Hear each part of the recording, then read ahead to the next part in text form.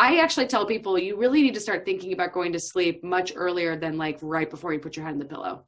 So having an evening routine is pretty important, and very few people do it properly because it's just not taught. I mean, it is taught in some ways, right? Like when you're a kid, your parents like kind of make you have an evening routine. But then when you essentially grow up, you kind of forget it. And then you have to relearn it, right? You have to relearn to like tuck yourself back into bed. Welcome back, Neurohacker community. This is Jacqueline Loera, and I am the producer of the Collective Insights podcast. I'm popping in today to say thank you for listening to our show. We have a very special episode today with our first 3 times return guest, Dr. Molly Maloof, for a discussion with our Director of Product Development, Dr. Greg Kelly. Dr. Molly is a really brilliant doctor whose goal is to extend the human health span through medical technology, scientific wellness, and educational media. Their conversation today is all about the habits that support good sleep and the importance of creating a really solid evening routine. They also dive into the science behind the formulation of our product, Qualia Night. Stay tuned all the way to the end for a coupon code we're offering just for our podcast listeners as a way to express our gratitude to you for tuning in. Without further ado, let's jump into the show. Here's Dr. Molly and Dr. Greg. So this is Dr. Greg Kelly, Director of Product Development at Neurohacker Collective, and we're really lucky to have Dr. Molly Maloof with us today. I get an opportunity to be in this really smart person's WhatsApp group on anti-aging with Dr. Molly and see her great contributions. And her and I have done a couple collective insight times together. So I'm really looking forward to sharing Dr. Molly with you today. We're going to talk about evening rituals and sleep biohacks and other cool things so that you'll better understand both how sleep works and how to have a better quality night's sleep. So with that, Dr. Molly, welcome. Hi, thanks for having me. It's a pleasure to be back. I've really loved every podcast that we've done together. So you guys just have such amazing products, and the research that goes into them is so unbelievable. Like I always learn about new ingredients through you guys. And I know that you guys have a whole team of researchers. And I think that's what it really takes to bring these new products to market, is really have people who can dig deep into really the fundamentals of the problems that you're trying to solve with the ingredients and the supplements that you've created. And sleep is something that sleep issues really affect so many people. And I was at a dinner, last week in San Francisco, and man, about half the table was like, I am not sleeping well and I'm really struggling and I've never had sleep problems before. And the first thing I said to them was, well, this is a particularly hard year for people sleeping because really we're under so much stress, and stress during the daytime plays a huge role in sleep problems at night. And so I told them, look, like the reason why your body's waking you up in the middle of the night is because it thinks that it's in danger. And so one of the first things I tell anybody who's trying to optimize their sleep is you got to get a handle on your stress. And you have to get a handle on what are your sources of stress, right? Because this is part of why people suffer at night is they can't turn off, and their bodies also feel like there's unsafety. And so they wake up and their bodies are trying to protect them. Their bodies are trying to be extra vigilant, because in primitive times, being extra vigilant would have saved your life in the midst of potential danger. So, the difference is the danger that we have now are things like, the stress of uncertain politics, the stress of, pandemics, the stress of, the financial systems being, all crazy. And so the problem with a lot of people's sleep is actually their daytime stress. One of the things when I used to work more directly with people for sleep that I would often try to hammer home as a point is how you start your day is going to make an outsized impact on how you end your day. So I know for me, the 2 tips I would always give people for starting their day is we want to get some kind of protein early in the day with breakfast. Mm-hmm. So just a starchy carb breakfast, not ideal if you're struggling with sleep. It doesn't have to be a lot of protein, but something. And that's because tryptophan, which is in most protein-containing foods, is really important at the beginning of the day. And the other thing is morning bright light. So again, it doesn't have to be a lot, but ideally, if you could even get outside for a 10-minute walk and get oriented to that morning light, that actually sets our circadian system. It anchors it in the beginning of the day. And the ripple effect of that is the circadian system at the end of the day tends to perform better. Yep. So do you have any other morning tips? I mean, I think we should throw out daylight savings time personally. I think it's out of date. I think it's just so silly, and it causes so many people to have seasonal affective disorder. But I personally get seasonally affected. So if I don't get light in the morning, I just feel my mood is way, way lower. So a lot of people aren't getting sunlight because it's winter time now. So light boxes are really good options. Yep. There's actually some websites that you can check your chronotype. And a lot of people don't even know if they're like if they're like a morning type or eveningness type.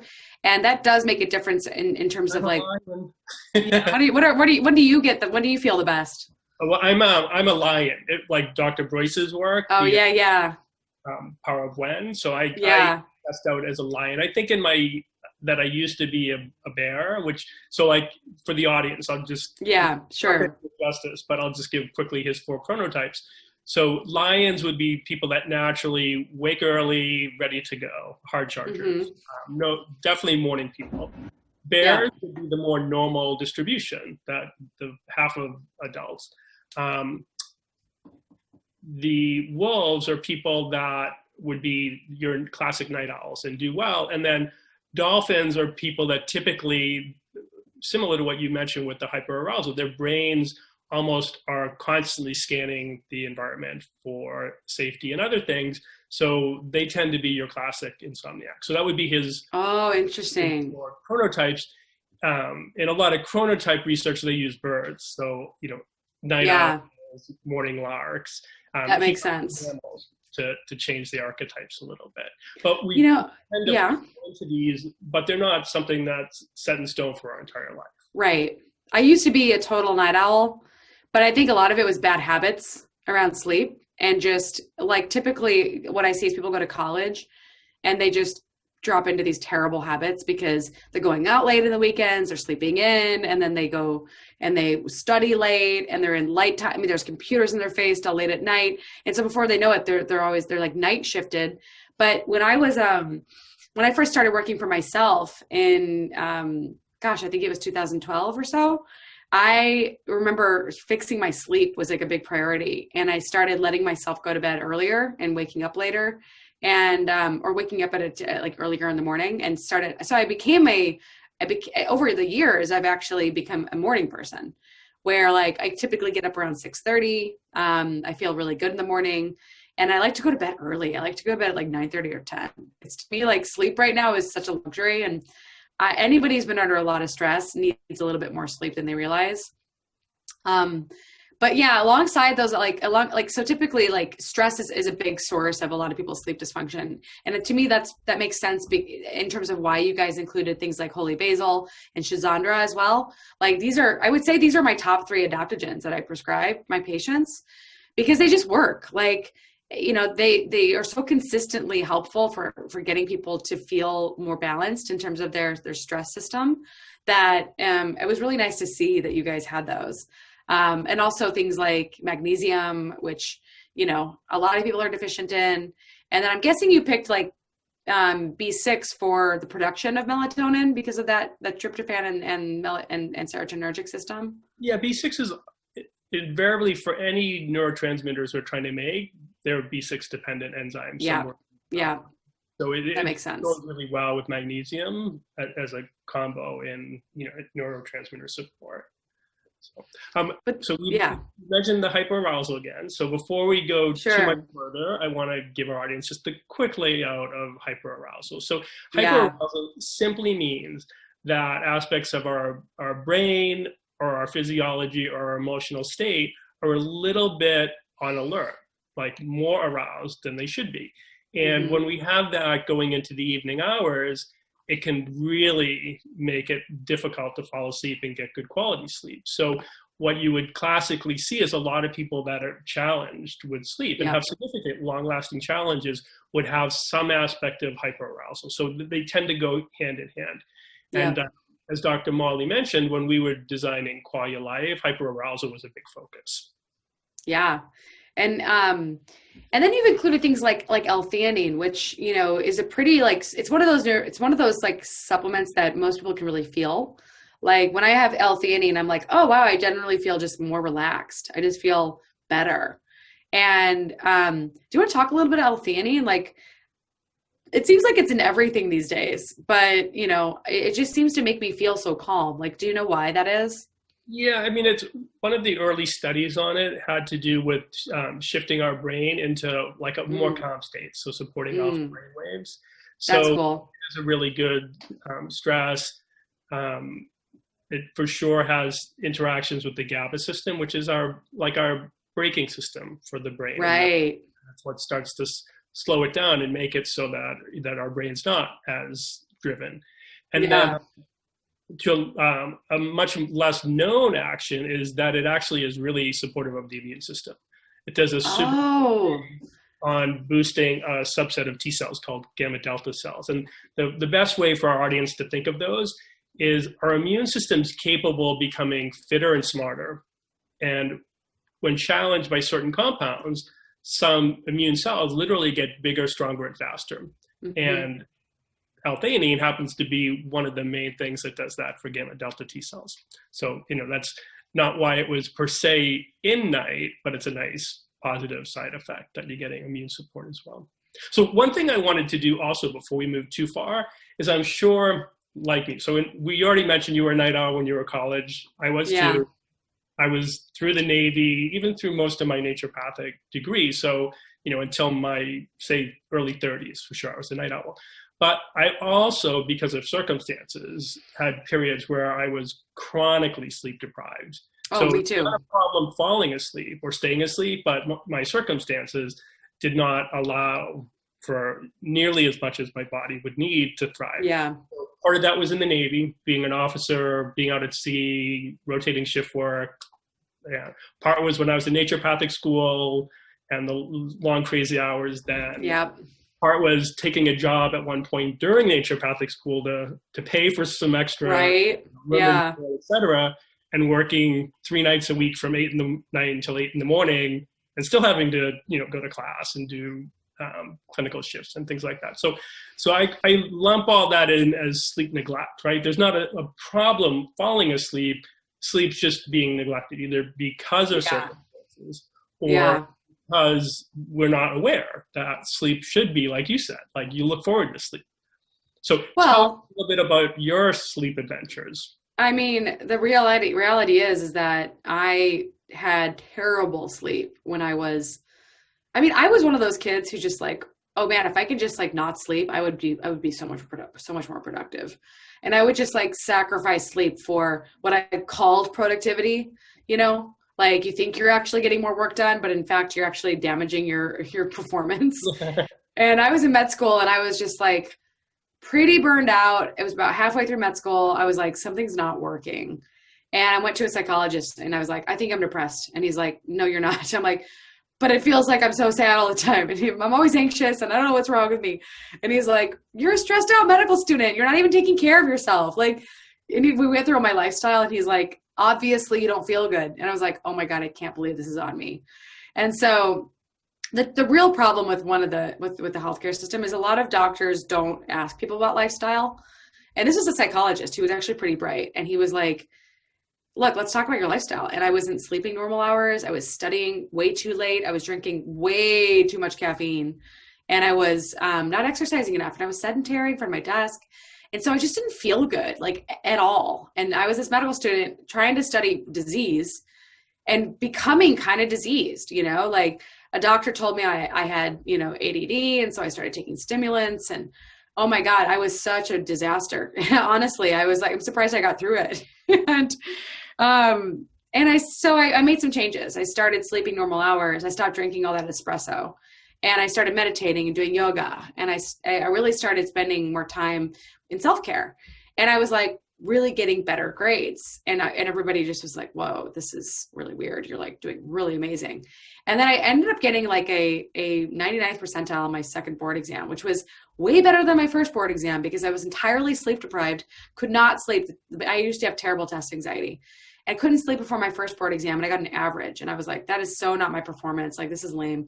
I'm way better. I'm way smarter than that. And so by the time I took my second board exam, I had fixed my sleep, and my performance was like, top percentile. So everybody was kind of like, what did you do? Did you cheat? I'm like, no, I actually just changed my lifestyle. I started sleeping. I started exercising. I started eating normal meal times. I stopped drinking so much coffee. And I did better. And I think one of the things that's really motivated me to be a doctor dedicated to health instead of just disease only is just knowing that if you sleep better, if you actually get better quality sleep, if you take care of yourself, if you're not constantly relying on caffeine to, give your body the impression it's got wakefulness, even though it's really just suppressing the adenosine drive by blocking the adenosine receptors. If you really just like stop doing the things that your body, like kind of like what we're doing wrong, unfortunately, with our society is we're kind of using our bodies, we're kind of exploiting them as a means for productivity. And we're kind of like saying, well, it's just a body. It's here to do work. And we're here to just like eke every single inch of productivity out of this device. But that's led to burnout and breakdown. And frankly, a lot of people are getting really sick with COVID because their bodies are not prepared for the disease. So yeah, for me, like, getting sleep right, frankly, was like a huge, huge, huge performance enhancement experience. And it's so funny to me because like, I thought sleep was something you had to sacrifice for better performance.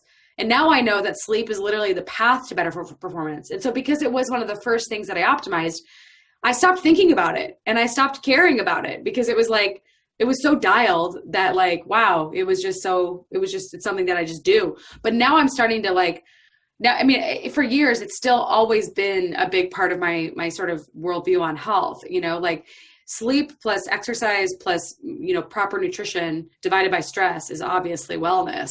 And it's really how we create more bioenergetic capacity. Now, I haven't really proved that necessarily with science, but I've seen it clinically really make a difference. If your sleep isn't good, you'll never fully recover. You'll always have issues with cortisol regulation.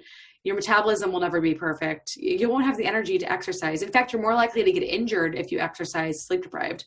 So it's just so fundamental to health that we must pay attention to it if we want to live as long as possible without disease.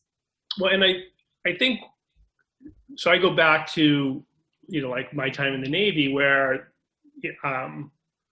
on a good week out at sea, I would maybe get allowed 4 hours of sleep, right? So that was your window to sleep, and you were still going to likely be woken up by sailors because they needed your attention for something. And I remember, so when I was at one point I was in practice in Connecticut, lived right by Yale in New Haven, taught naturopathic students at the University of Bridgeport as part of their degree. And so one of the things I remember, this was in a Starbucks, literally right across from the main gate at Yale. And I knew some nurses just to, like to have tea, coffee with, just from seeing them there. And they knew some of the doctors or the medical students. And I remember them essentially saying that they'd been told during residency to expect that most of them would gain weight. And that, maybe 10% wouldn't, but that most would gain significant weight. And at the time, it fascinated me because they hadn't made the connection. It was because of the sleep deprivation, right? They'd made the connection this stressful situation was going to, but now we know that in a very real sense, we're in a sense like hibernatory animals. Like if we don't get enough sleep over the next month, 6 months, year or longer, I believe there's a part of our brain that literally thinks some point Greg's going to pay this sleep back. So I better store extra fat and energy for when he hibernates. And wow. That's my story about sleep. Now, yeah, I think we all have stories that help us. And so with that story in that time, when I was post the Navy, post naturopathic school, finally dawned on me how important sleep was. So this was about, I think it was after reading T.S. Wiley's book, Lights Out. So sometime 2000-ish, that I literally one winter in New Haven decided that I was going to hibernate. So my start was, okay, it was winter, so it was pretty easy. Yeah. But come 6, 7 at night, I was going to just turn off the lights and see if I could go to sleep. And my recollection, and this is 20 years ago, was that for the first 10 days to 2 weeks, I slept close to 12 hours a night. Wow. And then slowly like 11. And then, by like 3-4 weeks in, I was back to sleeping closer to like my normal 8 hours. Yeah. Before.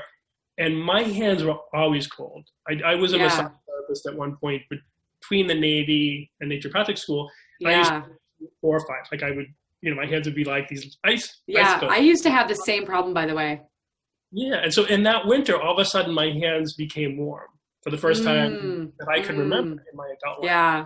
And these other things that also kind of fell in place. And so that like idea of hibernating, I think, so my baseline story is if Greg can sleep, Greg needs sleep.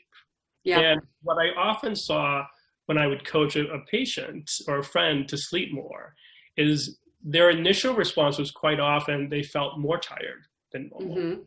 So I have my story about why that would be, but do you have any insight why that might be?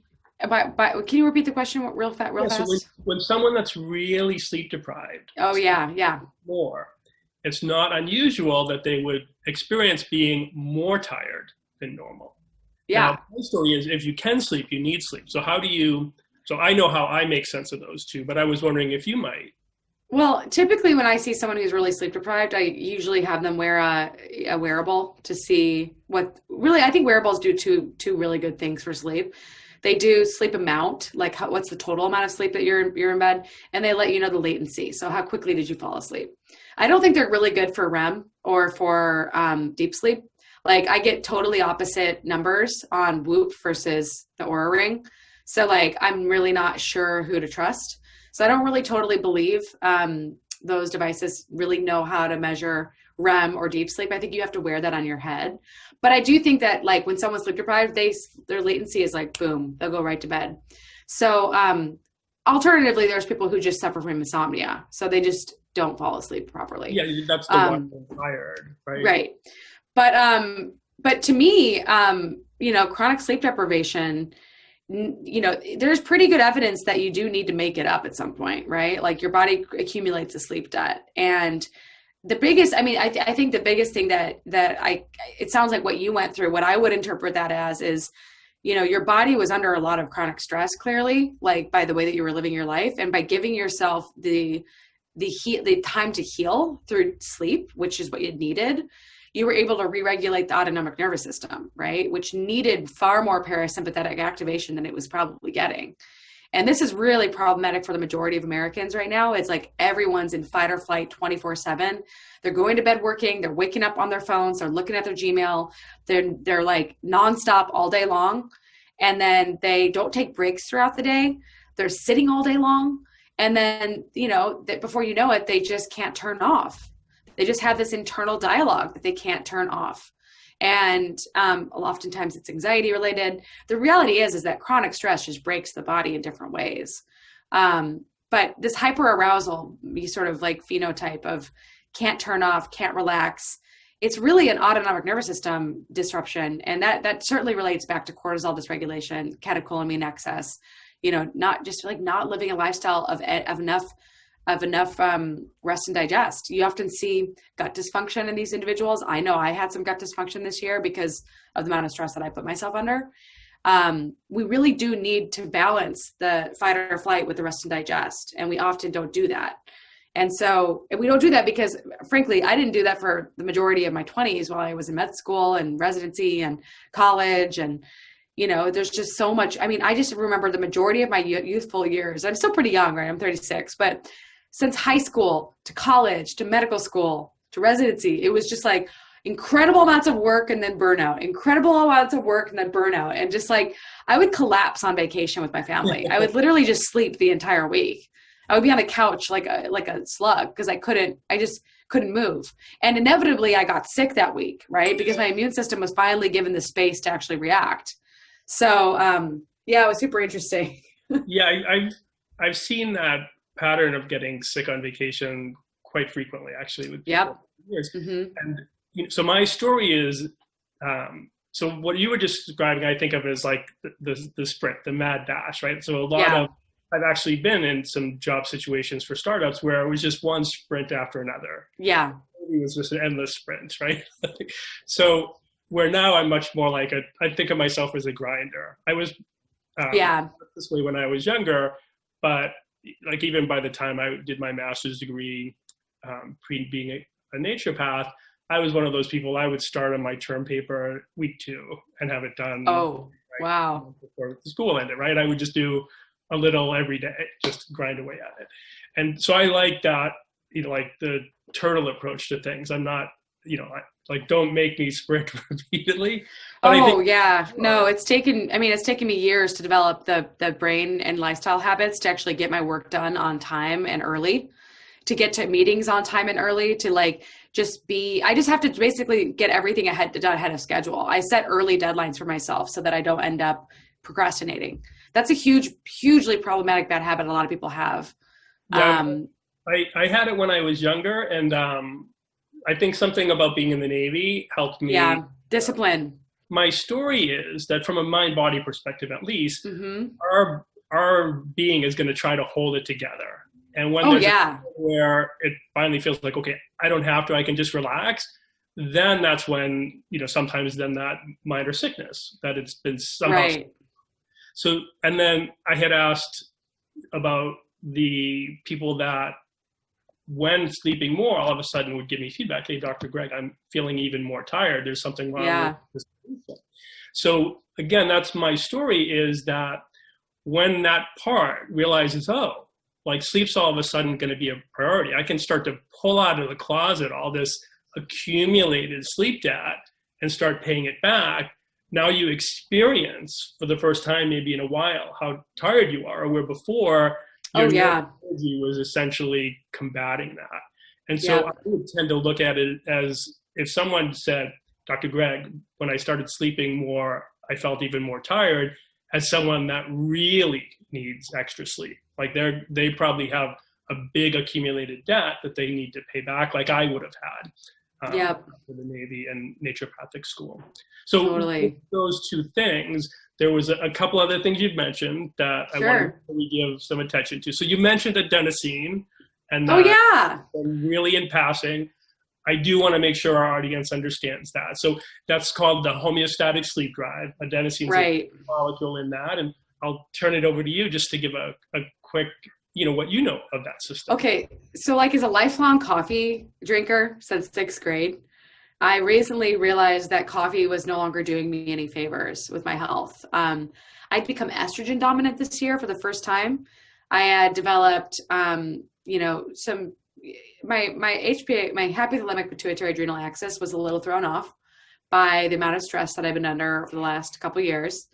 And so it was a pretty strong signal that when I was drinking like 3 cups of coffee, I would start feeling my kidneys. I would be like, oh crap, I can feel literally the pain in my back. Like Chinese medicine would tell you that you're too young energy. You need a little bit more yin.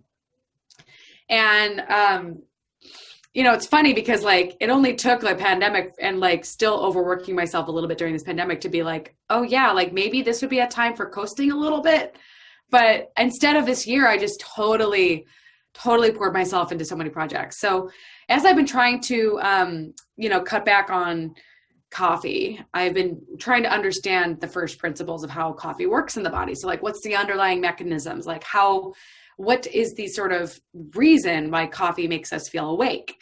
And I discovered that coffee essentially is it basically binds to the same receptor as adenosine. And now when adenosine binds over time, it builds up throughout the day and it'll make us feel sleepier. But when we block that receptor site with caffeine, we just stay more, we get the sensation that we're awake. It just gives us the sensation of wakefulness. So it's blocking the wakefulness inhibition, right? So it's kind of hard to explain that way, but essentially it's like if it's blocking adenosine's ability to bind. So that wakefulness, it suppresses the tiredness that we would get throughout the day from more adenosine building up. Yeah, the way I think of it, and so I'm going to like oversimplify to the point that this is probably wrong, but it's more understandable. So more understandable for me. So it's called the homeostatic sleep drive, but I think of it as a counting system. So the general sense is that think of sleep like an account, like a financial account. Yeah. An account that can never run in the black. So we can never profit. We can only create a debt. So that's often referred to as sleep debt. And so from the minute we wake in the morning, we start to accumulate that debt. And that's what adenosine does. As it builds up, it's essentially the signal in our brain that we're going deeper into the bed. And then ideally when we go to sleep, we would pay back that accounting and wake up, the books would be back balanced. So adenosine is the key molecule in that sleep accounting system. And as you mentioned, when we take anything with a lot of caffeine, so coffee obviously being a common example, we're essentially putting a little bit of errors into the bookkeeping system, for lack of a better way to describe it. And especially if we start to drink a lot of caffeine late in the day or in the evening, we're going to for sure throw a monkey wrench in that system. Oh, yeah.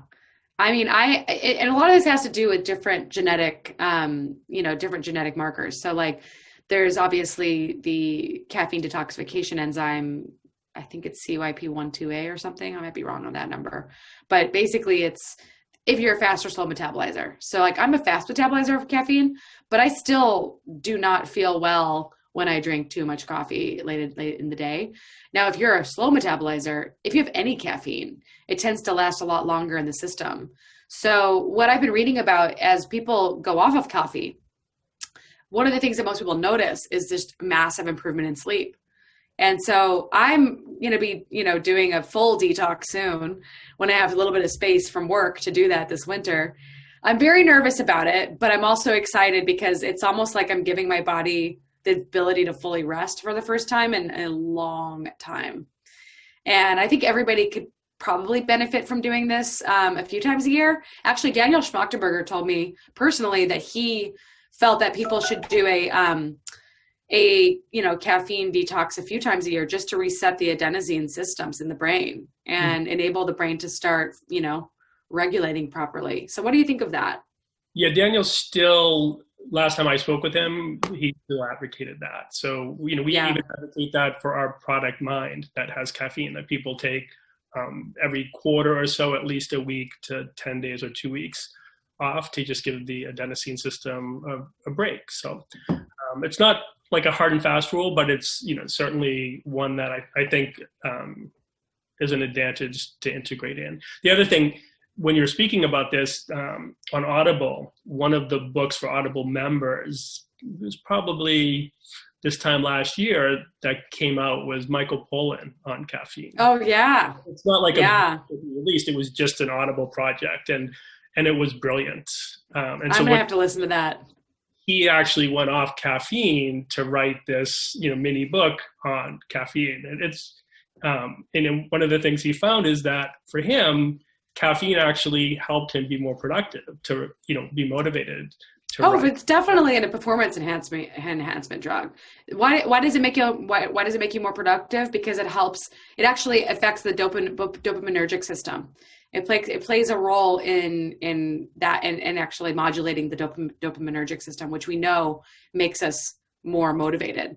It also releases catecholamines, right? Just like amphetamines modulate the dopaminergic system and release catecholamines. Catecholamines make you move. They get you to act. So it's like focus and motivation leads to performance, right? This is part of the reason why I personally have lived most of my life packing my schedule with so many things that I'm under a chronic level of stress so that I can get my own body to produce dopamine and catecholamines. I wouldn't recommend it, but I would definitely, I have to be honest, I'm definitely in the first time in my life, really, really approaching performance from a place of balance rather than from a place of exploiting my body for productivity. And I think that we have to shift the wellness industry towards a new model because, a lot of the biohackers that I know, a lot of the health leaders that I know, everybody's taking stimulants. Everybody's kind of addicted to their source of stimulation in order to pump out more work. And it's funny because if you ask, there's this great book on this woman who wrote a book on on, the 5 regrets of the dying. And she was like a palliative care nurse. And she basically discovered that like one of the main regrets of most people is that they wish they would have worked less. So it's like, I'm all for performance, and I'm certainly an ambitious young lady, but I really think that we'd all benefit from more balance, at least between like our sleep and our wakefulness and our sleep cycles, our circadian rhythms, our stress and our rest. Like I think the whole country would benefit from better balance. Yeah. And I think, so this goes back to another Navy story, but when I was in the Navy, I was active duty from 84 through 89. And I think it was in the fall of 86, my XO, so he would be the second in command of the ship, just under the captain, was diagnosed with HIV. And back then, that was horrible news, right? Like you didn't live long after that diagnosis in 86. So I just remember visiting him at the hospital. This was in Hawaii near Pearl Harbor. And I would have said at the time I was his favorite officer. In part because I was pretty fit. So I think I reminded him of a younger version of him. But he was late 30s, newly married. My recollection is he had a newborn, was maybe year and a half old infant. And basically, like, he knew the end was near, and he just said, Greg, promise me that when it comes your time, you'll do differently. We'll have done differently. As I lie here, I feel like I've done the right thing as I understood it, right? I got good grades, worked hard to advance in my career, and I feel like in a real sense, I've never lived. So I don't know what that's going to mean for you, but when you get here, I want you to feel like you've lived. Let me tell you, I think the difference between me and the vast majority of people that I know is I have lived multiple lifetimes, and I'm only 36. Like the last 10 years, when I left the mainstream medical healthcare system and I started working for myself, I truly started living. I truly started doing things on my own terms. I was supporting myself, right? Like I had full autonomy. And I'm not necessarily recommending everyone drop out of their industries or leave their corporate jobs or leave the hospital if they're working in. But I get an email at least every week from some student or some resident or some doctor who's like, how do I do what you do? How do I be the kind of doctor that you are? And I'm like, well, you're going to have to sign up for a very different type of lifestyle than you're used to, because you have to be in charge of your existence. And by being autonomous and being in charge of my own life, I've gotten to travel the world. I've been to 18 countries. I've been to all sorts of cool conferences. I've met incredible entrepreneurs. I mean, I've met the most amazing patients. I've had patients that have accomplished enormous feats. And I've been able to live in some of the coolest cities in the world. So I believe that fortune favors the bold. But I don't recommend, doing what I did unless you are willing to take major risks. And, I think part of it's luck, but also part of it is seeing other doctors like me do things differently that gives people inspiration. I think that life should be, I think most people would benefit if they balanced their life with quarterly vacations and did something where they completely went off of work. They just completely disconnected from work and they really went out in the world and did something exciting and learned a new skill. I'm very, very, very, very fortunate. I admit that it's almost like I feel like I'm bragging saying this, but I've even gotten to go on vacations for my job as I teach with different groups. So I've taught, I'm about to teach with Canyon Ranch this year at Woodside in California. I've taught with this group called Chosen Experiences, where they take you on these incredible vacations where I basically am I'm teaching people how to optimize their health while we're at these spectacular locations. So I do think that my generation, at least my friends and my friend group that I've become friends with, these are the people that are frankly thriving in the midst of this pandemic. All my friends left America and they went to Puerto Rico, they went to Costa Rica, they went to Hawaii, they went to Mexico, and they're having a great existence because they really value living instead of just working. So I think there's definitely an important, I think you can work really, really hard, but you can also have balance in your life. And I think the millennial generation in particular has shifted their desire for things towards really wanting experiences. And part of that might be just a product of the fact that it's hard to buy a house when you're young. It's becoming really, this is a whole nother discussion about societal norms and changes, but I think there's definitely a shift in my age group and in younger people to wanting to live a little bit more, and also not wait till you're retired to actually start living. It definitely is a difference in thinking for sure. Yeah, which in that, mid 80s time frame, that would have been the norm, right? Like that would have been the the Navy retirement was Yeah.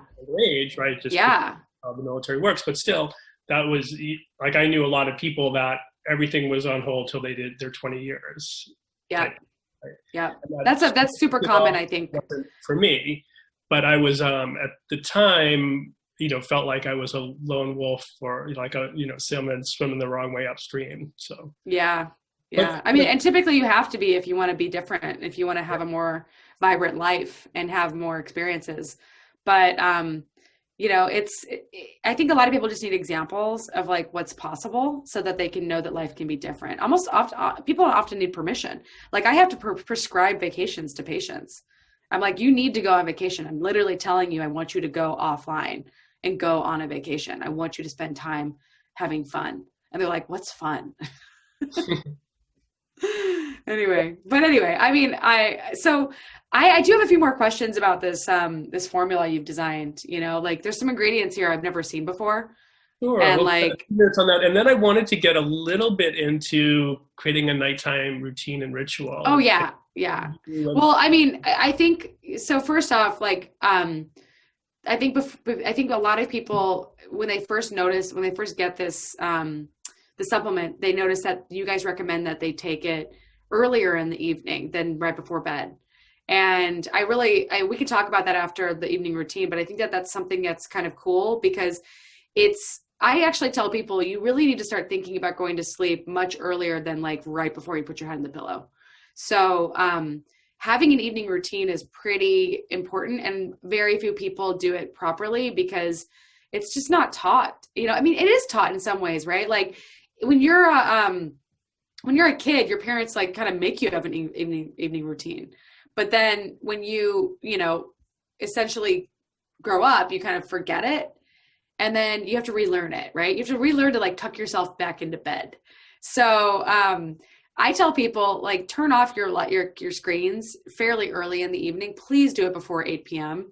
because you really want to give your brain the ability to start producing melatonin properly. And that's just not going to happen if you've got bright blue light in your face. And if you can't do that, then you need to get blue blockers. So either you need to wear blue blockers, you need to block your screens, exactly, or you need to block, you can put blue blockers on your screens. You can get blue blocking software that can lower your screens. You can have my Apple products actually naturally turn down the blue. There's apps like Flux, which will work for most computers. And then, if you're going to work in a room that has a lot of light, make sure you use darker, dimmer lights. You can get yellow light bulbs, you can get red light bulbs if you want. Dimmer switches are important. I just hate having bright light at night in a house. Like so annoying. Try not to watch a ton of TV before bed. So much easier said than done. But like TV would be better to watch earlier in the evening, maybe when you're cooking or like right around dinner rather than later at night. Reading before bed would be much better. Using your bed for only, sleep, sex, and just resting, going to sleep. Like taking a bath before you go to bed, like winding down, like journaling, doing something that's not requiring a ton of brain power, like giving your brain the time to turn off. Like that's to me really important. And yet just so many people do it so poorly. They eat late at night, which we know that eating late at night disrupts sleep. And so the people drink too much at night. We know that reduces REM. So these are just the pro tips that I give people. But like, there's also a ton of sleep tips I could give people. Like a lot of people don't realize that they need air quality in their room to be proper. They need proper air quality. They need to make sure that they don't, end up with, a lot of people don't realize that the air quality in their house is actually really not good. So that needs to be addressed too. And then for a lot of men in particular, sleep, they're too hot at night. So you need to make sure you cool yourself off, turn the temperature down if you can. There's a company called 8 Sleep that all my investor friends are freaking out about. And it's one of those like chili pad 2.0 companies. So like really cool off your body if you need to, if you're a hot sleeper. But yeah, just giving yourself this like wind down routine where you can turn off your brain, like, gradually. But I think, so for me, I've always been one of those people. So my Oura ring shows that I fall asleep 3 to 5 minutes sleep latency. And I've always been able to fall asleep really as soon as I intend to, or with it, and I would say every once in a while there'll be a night that's an exception, but it's definitely not my norm. So so that's just not a problem for me. I don't have I can literally watch an action movie, turn it off, and be asleep 5 minutes later. Do you think that? Sorry to interrupt you, but do you think that, like, I actually think that, like, medical school training and military training are very similar, and because you get so sleep deprived, you like train yourself to just boom, I'm gonna sleep anywhere at any time. And like, I'm so like that, by the way. If I need to sleep on a plane in an uncomfortable position, I just start sleeping. So like, it's interesting. I think there might be like a training that happens to us, because I do seem to have pretty low latency, and I sleep plenty every night. Now, I have friends where that's not the case. You know, there's something that I could watch would not allow them to fall asleep easily, right? So we're all a little bit different there.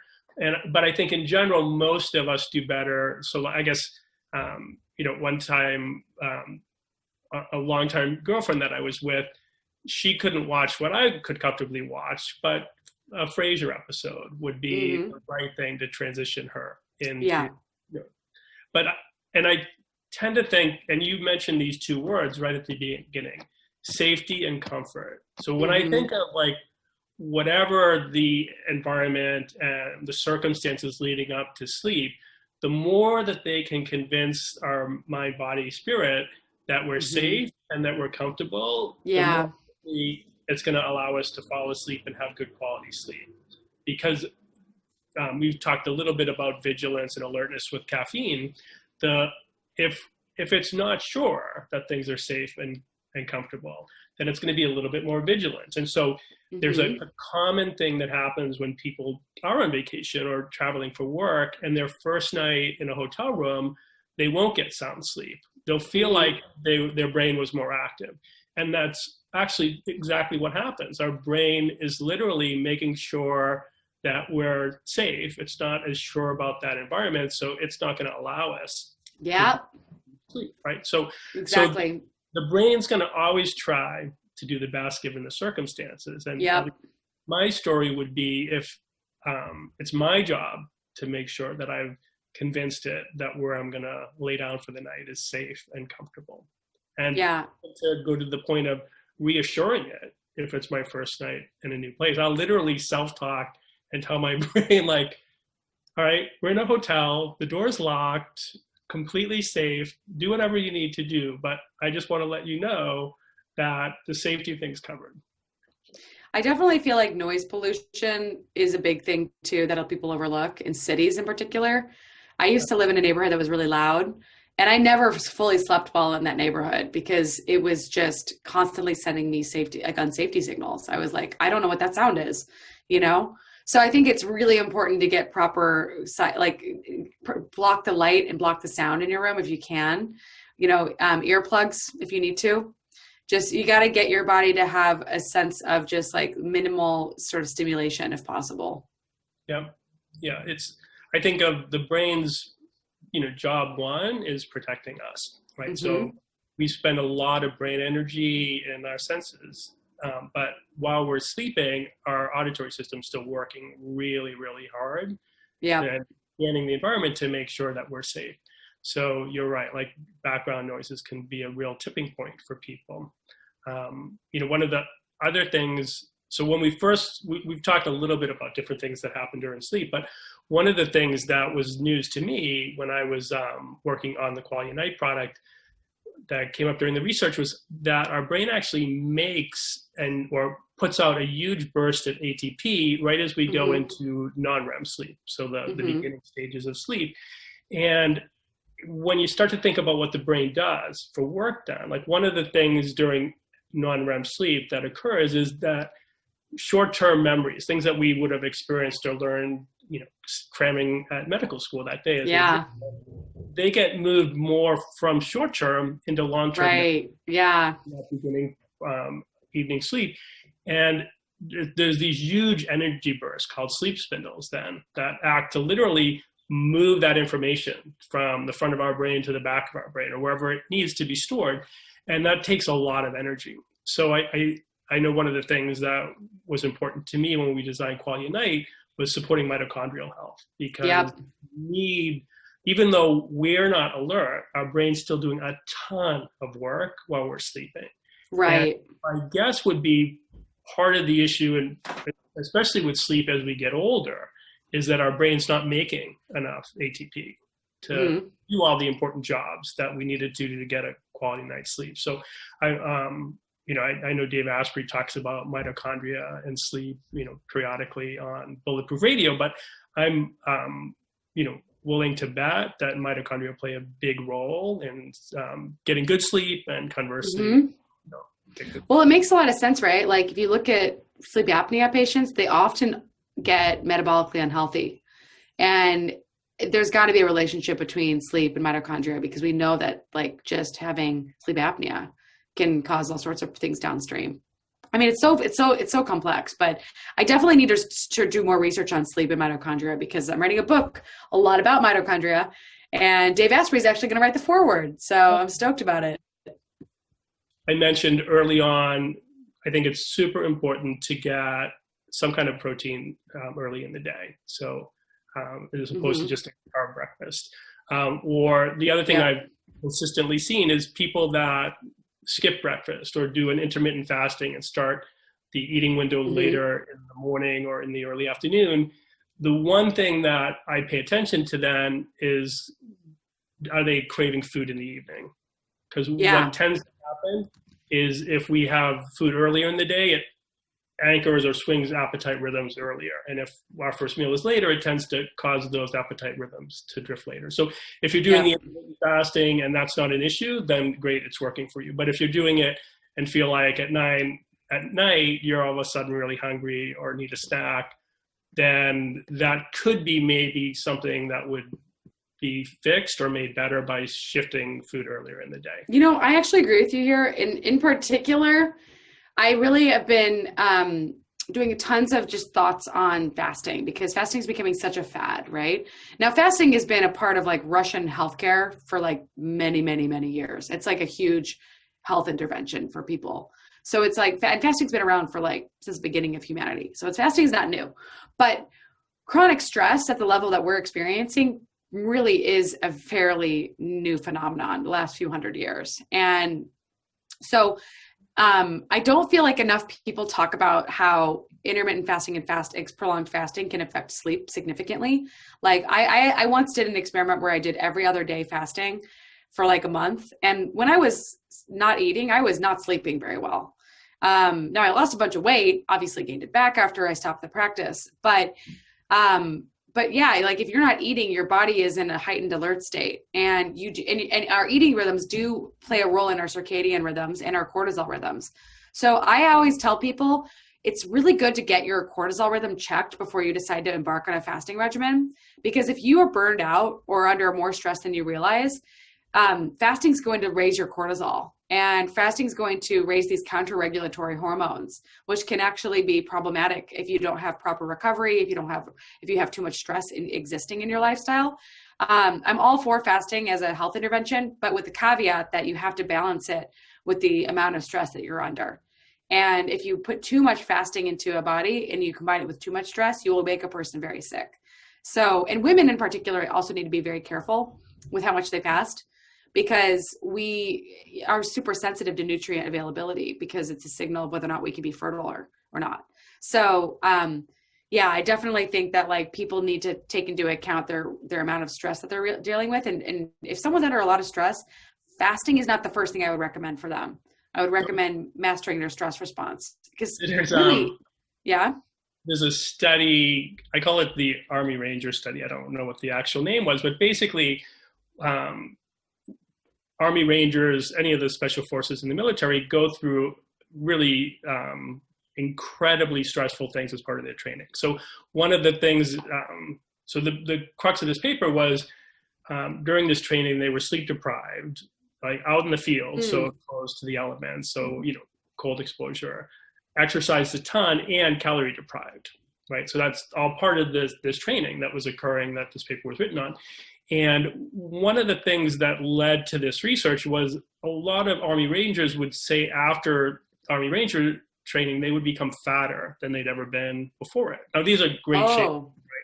And so they studied this. And what they found is that, yes, this is exactly what happened. Like cortisol levels went crazy, thyroid hormones went way down. They lost weight during this, right? Because that acute stress. And as soon as they, being able to, rest and recover and eat again, they regained what they'd lost, but just as fat. So it's referred to as body fat overshoot. But I've always kept that in mind that, like stresses accumulate. So well rested, not exercising particularly hard, fasting's a better fit to me. Someone that already has the Army Ranger problem going on. So yeah. I mean, it's interesting because I've seen fasting change people's lives, but I've also seen it, dysregulate people. So yeah, I think like at least for my clients that have cortisol dysregulation, I just tell them, I want you to eat something in the morning, nothing crazy, a little bit of protein is good. So we agree with that for sure. And then, but we don't need to snack as much as we're snacking for sure. Like there's definitely this like snacking obsession in our culture. And I do think that it leads to, it can contribute to metabolic dysfunction if it's the wrong snack foods, like packaged processed stuff that's not healthy. Good. And then light exposure was something else I mentioned. And you also, a solution could be a light box, which are great. So for people that want to experiment with a light box, you can find them on Amazon.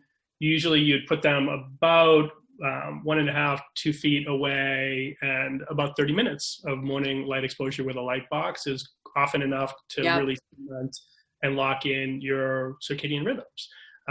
I've actually seen like some case studies of people that had night eating syndrome. So like huge compulsion to eat most of their calories in the darkness hours, that's been improved with use of a morning light box. So don't underrate the importance of light for affecting things, or morning light for affecting things in the evening.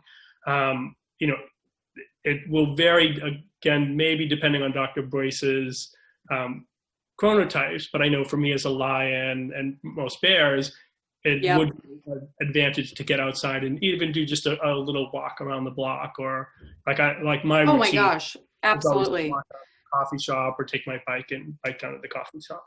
Yeah, I mean, morning exercise is fabulous.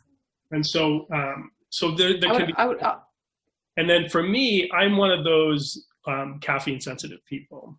So I think that enzyme that you mentioned is inducible. So I know some people, especially like my old Navy buddies, they could drink a pot of coffee and sleep fine, but I'm not that person. So I've learned through the School of Hard Knocks that my body does fine with coffee, say 11 in the morning and earlier, but as noon and after, it will affect my sleep for sure.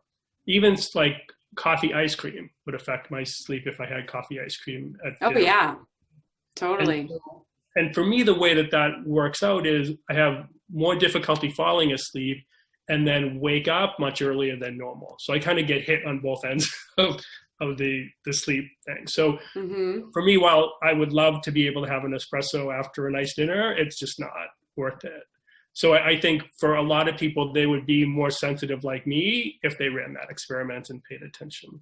So those are a few like morning or daytime things to pay attention to. You mentioned some really cool things for the evening. But one of the things, so we've talked about TV and, turning that off earlier.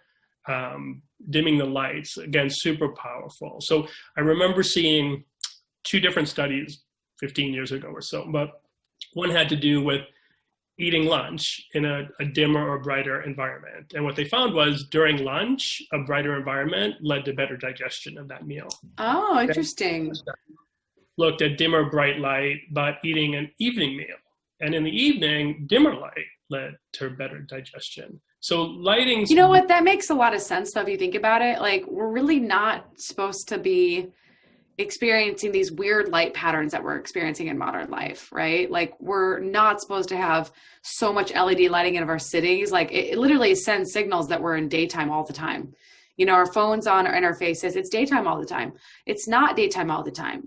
I really fundamentally believe that we're supposed to live in accordance to the circadian rhythms of the earth, and with our bodies are in alignment with those clocks. We have clocks internally that are synchronized with light cycles. So when these things get thrown off, that's when our health gets affected.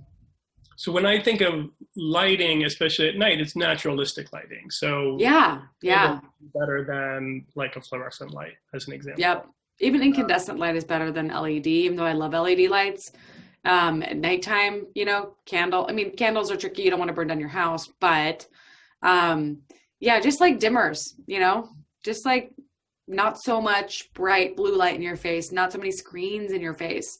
I mean, we are also addicted to our screens, and we're Zooming more than ever. So just really, really important that people understand that we need to live in accordance with these natural cycles, and we don't need the blue light's really hard. It's really problematic for health. And like sleep deprivation in itself is problematic for, you know, risk of dementia. So that's one of the things I tell most people is like, hey, if you don't get your sleep in line, your brain isn't going to be taking out the garbage of your daytime. So it's very, very important to recognize your brain needs the sleep to take out the garbage, you know, through the lymphatic system. Yep. And then the last thing that I wanted to mention, and then we'll call it a day, because I think we've covered a lot, is that the 3 to 4 hours before your normal bedtime is often referred in research as the forbidden zone of sleep. Mm-hmm. And what that means is, assuming you weren't sleep deprived, it actually becomes more difficult to fall asleep in that window than it would have in the afternoon or early evening. And when we designed Quality Night, we really designed it as something to be taken at the beginning of that forbidden zone of sleep, so that 3 to 4 hours before your desired bedtime. But then, as you mentioned, that can be part of your evening ritual. And as you also mentioned, from that point on, everything that you do is starting to transition into that safety and comfort and de-stressed, ideally, physiology that we want to induce a good quality night's sleep. So what I really try to lock into personally is focus on that forbidden zone of sleep and make sure as I'm starting to move deeper into that I'm doing things that are going to, you know, be less stimulating. Right. A big one is just not digesting super late at night. That's at least on my Aura Ring, looking at heart rate and heart rate variability, that's the two things that make the biggest like negative impact. So you mentioned alcohol, that for sure. Oh yeah. Oh my God. My HRV after alcohol was like 20. Yeah. And I was like, it's supposed to be like 60. And that's not good. And I definitely feel it. I mean, I feel it for sure. I do have to say though, that like, if you've been under social isolation for many, many months, you just saw all your friends, it's okay to drink here and there. It's kind of worth it once in a while. I'm not an all or none person, right? So yeah. And then, but the other thing for me, I've noticed too, would be what I eat and when I eat it. The bigger the meal and the later I eat it, or like, you know, the closer to my normal bedtime. And like you, I'm more like, 10 o'clock or so most nights. The more likely that my heart rate through sleep will be elevated. Conversely, I did a cycle of the fasting mimicking diet, Walter Longo's, probably about 6 weeks ago. So that this isn't a complete fast. This would be lower calories for 3 to 5 days. So about 40 to 50% of your normal calories. And during that fasting mimicking diet, those nights, my resting heart rate was about 4 or 5 beats lower. So like that seemed to, like from a stress perspective, that getting the benefits of fasting without not eating completely seemed to agree with me, both for quality sleep and my physiology during it, where we haven't touched on gravity blankets, and I don't want to spend much time on them, but a lot of Neurohacker Collective is big fans of gravity blankets. They've helped a lot of people better. The one thing that I never score well on my Aura Ring is restlessness. It always shows orange.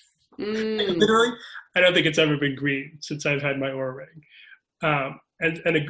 So not surprisingly to me maybe, or my explanation. So gravity blankets do not work well for me. I don't get as restful sleep subjectively. My heart rate's much higher. And I think because I'm naturally restless for some reason during sleep, that extra weight must prevent me from moving enough that my physiology has to work more. So Yep. bottom line is gravity blankets, I'm the unusual person that I know that they didn't work for. They actually seem to make my sleep worse. And so that's the key thing I want to just leave as the final message, that sleep's really complicated. There's Totally. Dr. Boyce's different chronotypes. They all have different needs in terms of their schedules and the biohacks that are going to optimize them. But the key thing I just want to let our audience know is what works for me may not work for you. So be flexible and experiment. Yeah. And ultimately, a thing I do believe in is communicate with your body. When you do get a good night's sleep, what I do is I thank my body. I literally tell it, great job. Like, please do that again. Yeah. So yeah, definitely take advantage of the subconscious as well, right? Right before you go to bed, that place between sleep and wake is such an effective place for using your sleep to perform. I always look at sleep as a very functional place of actually doing really great work. I get some of my best ideas from sleeping really well and waking up in the morning and being like, oh yeah, that makes so much sense. I also tell people to use their sleep as a reflection of their life. Typically my dreams are a very, very strong reflection of how well my life is going. So, when you're dreaming well and you're waking up refreshed and, things are positive, like that's a pretty good sign your life is going well. But when things start shifting in your dreams, then, take note in your daily life. You may need to change something. Yep. I know, I was one of those mathletes in high school, so I was good in math. And we did competitions where we would go to one of the other schools, and there'd be mathletes from all the schools competing. But we also did take-home competitions. And I can remember 2 different times being stumped and literally waking up in the middle of the night with the answer all preformed and just writing it down. So I learned back then, letting my brain, like having something near my bed to write down things. So like my brain is going to try to figure things out while I'm sleeping. So either letting it know, like, all right, we got tons of information today. We were just at this really cool biohacking seminar and we learned all this new information. These couple things are the only important things that I need you to really work on tonight and make sure you move around. The rest, not so important. It's like, so to be intentional, because my brain, your brain, Molly's brain, it's gonna try to do a lot of work while we're sleeping. And I believe one of the reasons that, especially the people that have the classic symptoms of sleep challenges, difficulty falling asleep, waking at night, inability to fall back asleep, their brain's trying to do a lot of things and sending messages to the brain that, right now is not the time you need to do that. Can be part of the steps along the path. For sure. So with that, I want to let you end this. It's been an absolute pleasure on my end. So anything that you would like to leave as a parting message to the Collective Insights podcast audience? I would follow me on Instagram at drmolly.co, drmolly.co. Or if you want to contact me, you can find me at www.drmolly.co.com. Sorry, drmolly.co. Sorry about that. www.drmolly.co. Wonderful. Well, thank you, audience, for joining us. It's been great to have Dr. Molly here with me and to share some of our insights on sleep, evening rituals, and other things related to higher performance. So with that, thank you. Bye. Thank you so much for staying with us all the way to the end for this conversation with Dr. Molly Maloof and Dr. Greg Kelly. Remember, this podcast is made possible by Neurohacker Collective. Use the coupon code PODCAST88 for 15% off your first order of Qualia Night or any of our other products at neurohacker.com. If you liked this episode, then please leave us a 5-star review on Apple Podcasts and please share it with all of your friends who are interested in sleeping better and managing their stress levels. Make sure you subscribe to Collective Insights wherever you listen to podcasts so you don't miss an episode, and we'll see you next time. This podcast is for informational purposes only. The podcast is not intended as a substitute for professional medical advice, diagnosis, or treatment. You should not use the information on the podcast for diagnosing or treating a health problem or disease, or prescribing any medication or other treatment. Always seek the advice of your physician or other qualified health provider before taking any medication or nutritional, herbal, or homeopathic supplement, and with any questions you may have regarding a medical condition. Never disregard professional medical advice or delay in seeking it because of something you have heard on this or any other podcast. Reliance on the podcast is solely at your own risk. Information provided on the podcast does not create a doctor-patient relationship between you and any of the health professionals affiliated with our podcast. Information and statements regarding dietary supplements have not been evaluated by the Food and Drug Administration and are not intended to diagnose, treat, cure, or prevent any disease. Opinions of guests are their own, and this podcast does not endorse or accept responsibility for statements made by guests. This podcast does not make any representations or warranties about guests' qualifications or credibility. Individuals on this podcast may have a direct or indirect financial interest in products or services referred to therein. If you think you have a medical problem, consult a licensed physician. This podcast is owned by Neurohacker Collective.